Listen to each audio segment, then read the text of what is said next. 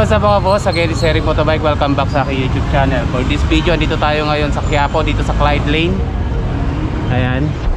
Ibabike check natin ito sa Pinewood Lancer 2.0. Alamin natin yung presyo niya, pati specs na nakakapit, dahil sigurado sulit to para sa inyo na gravel bike. Ayan, sa mga bago pala sa aking channel, sa mga gusto mag-inquire, nasa description below yung link ng kanilang Facebook page. Ayan, kaya umpisahan na natin. Ito na si Lancer 2.0 Pinewood na gravel bike. Ayan. Start tayo ngayon sa kanyang frame. Ito sa frame is, ang size nito is 47. Ayan, kita natin small.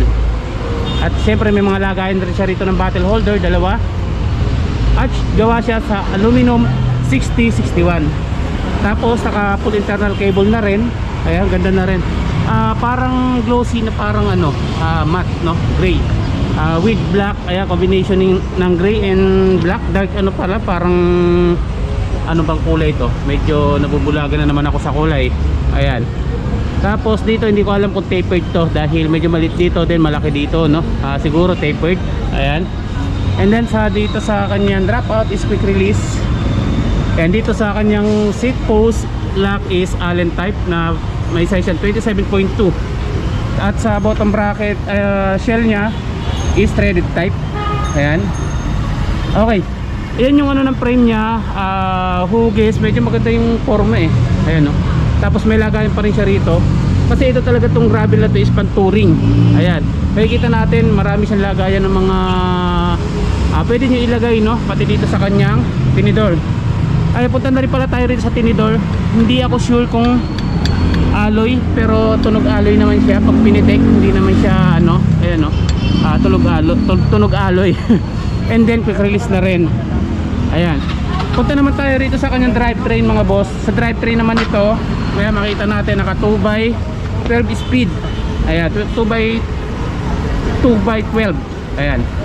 And then dito sa kanyang chainring 4630/40. Ayan, 4634. Tapos na rin, removable chainring na rin. RPL ba? Ayan. Ayan, pro wheel na rin yung kanyang alloy ito, itong kanyang crank arm. Then Halotech na rin. Ayan. Dito naman tayo, gawin naman tayo rito sa kanyang sa kanyang tawag dito, sprocket. Cassette type to.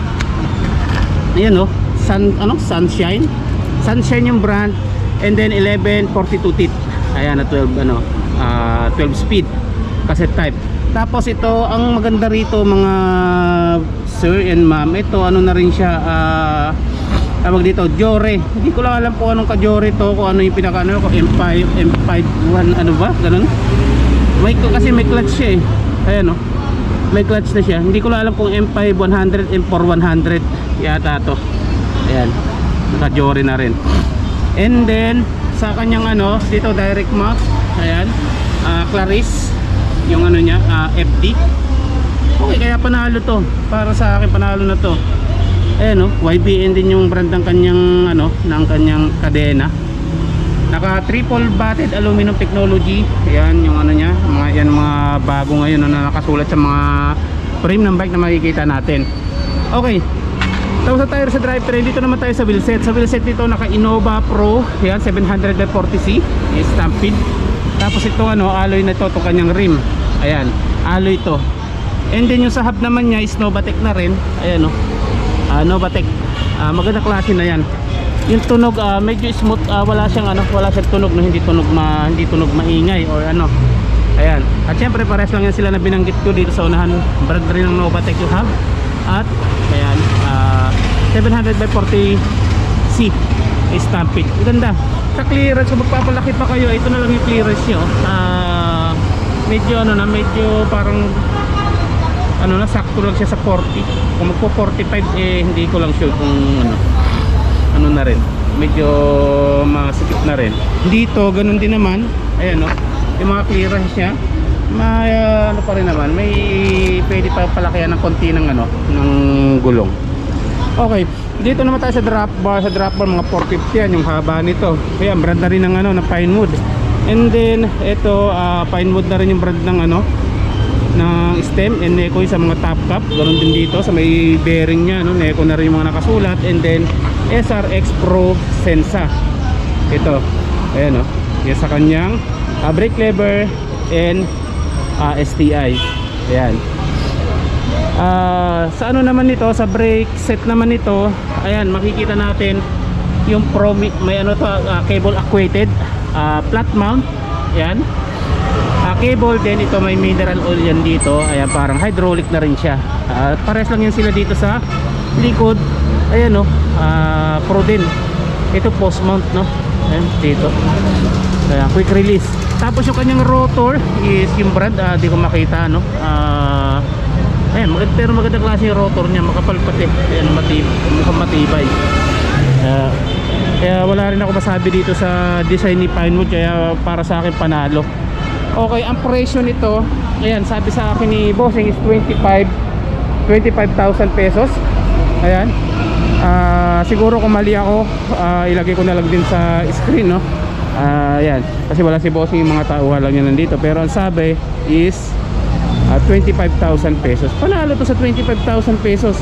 Kasi una-una yun niya, naka Jory na siya. Yan, Claris FT, Halotech na rin, at naka cable actuated. Kaya ayun, sa mga interesado, ay ilalagay ko sa comment section at sa description below yung kanilang Facebook page. Yung Facebook page sila, pindutin nyo yun. Andun din naman yung kanilang contact number and Google Map location dito yan sa Quiapo, no?